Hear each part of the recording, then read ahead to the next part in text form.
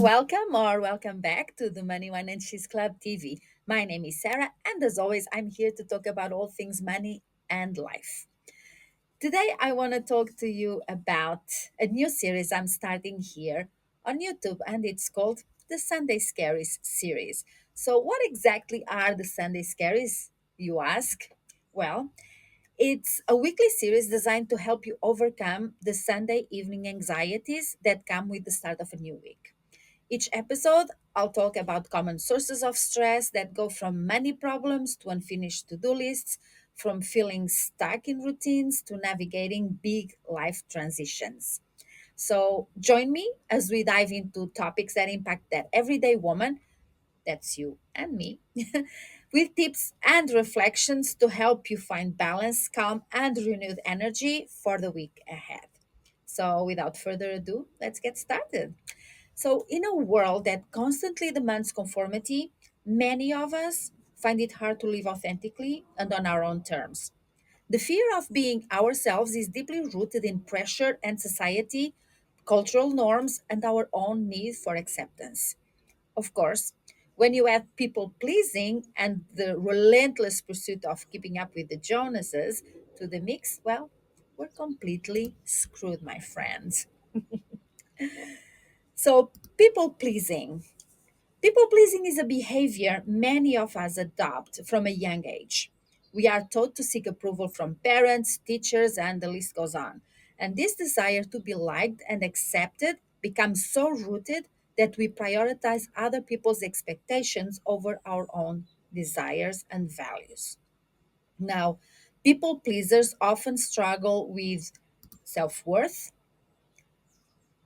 basing their value on external validation rather than internal confidence, boundaries, finding it hard to say no and overcommitting to please others, and authenticity, suppressing their true selves to fit in and avoid conflict. Now, this behavior comes from a fear of rejection and the belief that our worth is tied to others' perception of us. It's not true. But as a result, we sacrifice our authenticity, conforming to what others expect that don't necessarily align with our true selves. The phrase keeping up with the Jonases is the epitome of society's pressure to match the lifestyle and status of those around us. But now, those around us can actually be on the other side of the literal world. Thanks to social media, where we constantly see the highlights of everyone else's lives, which leads us to unrealistic comparisons and the fear of falling behind.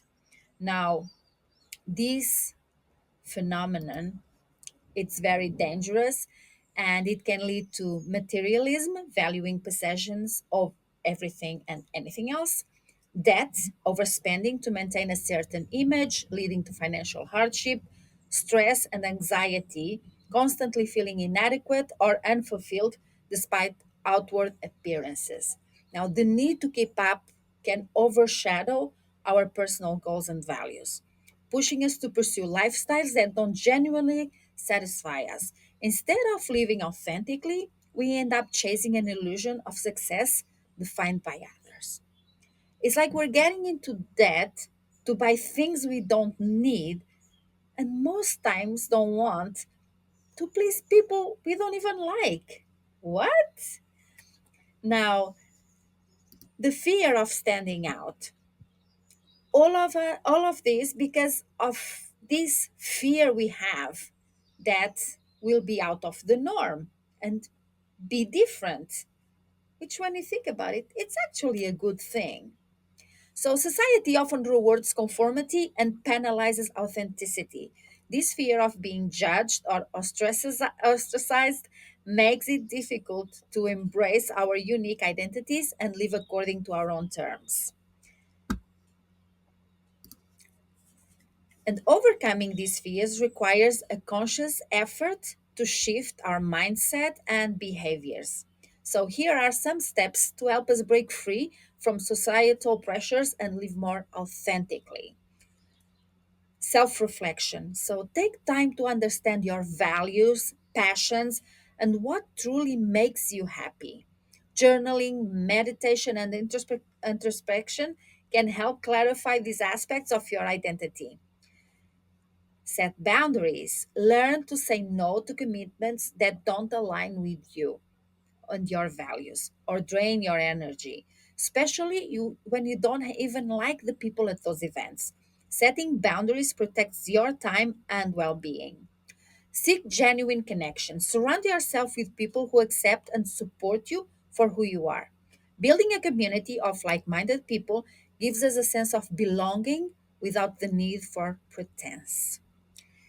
Embrace vulnerability. Allow yourself to be vulnerable and share your true self with others.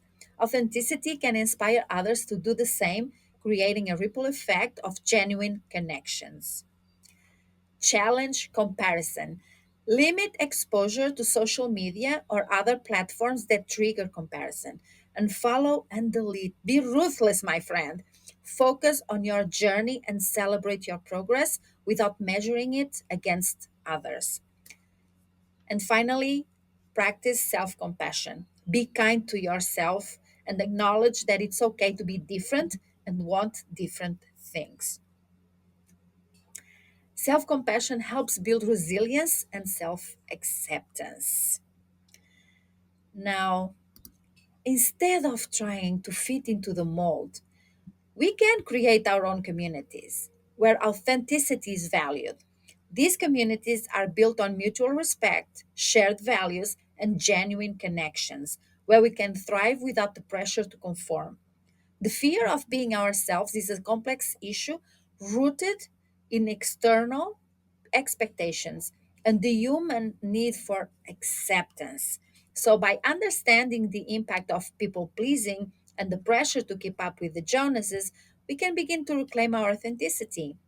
Building communities that celebrate individuality and foster genuine connections can help us live more fulfilling lives on our own terms.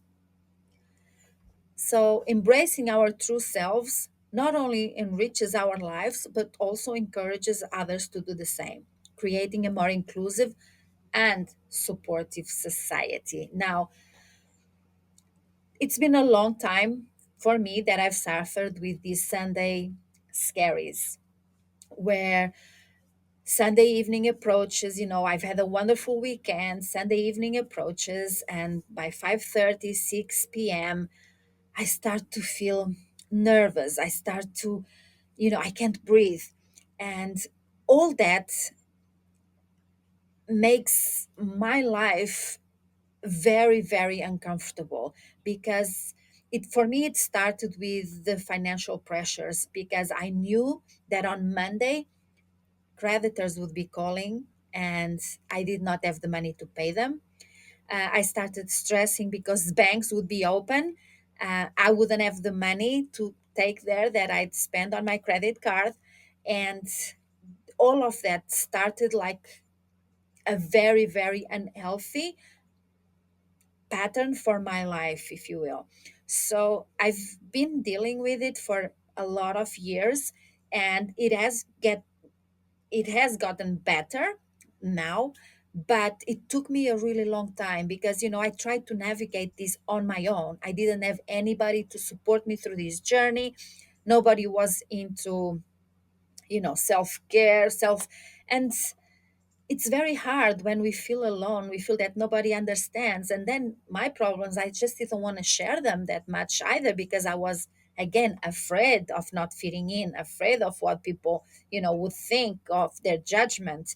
So it was very hard and very lonely. So me starting this series is to tell you, hey, it's okay. You're not alone. We're all going through this for one reason or another. Unfortunately, for me, it started with money, but it can be anything. And like I said, we'll be going over the most common and not so common motives that we go through this anxiety. And I do not agree with some studies that say that everybody lives with some kind of low anxiety levels. We shouldn't have to. And the more I get into human design, the more I get within, you know, living my life the way I want to live it, the more I understand that low anxiety should not be a thing. And we shouldn't have to take pills, and we shouldn't have, you know, we should be able to have our own toolbox and be able to calm ourselves and to tell ourselves that we're going to be okay no matter what. Hey, thank you so much for being here. I do appreciate you. And please, if you like this kind of content, like the video and subscribe to the channel because it really helps me out and it's your free way to help me keep going. So, thank you. And I'll see you on Friday for another money talk. Thank you. Bye.